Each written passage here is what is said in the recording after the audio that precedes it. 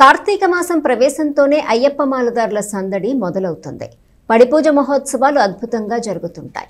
భజనలు, గీతాలాపనలతో ఆ ప్రాంతంలో ఆధ్యాత్మిక వాతావరణం నెలకొంటుంది.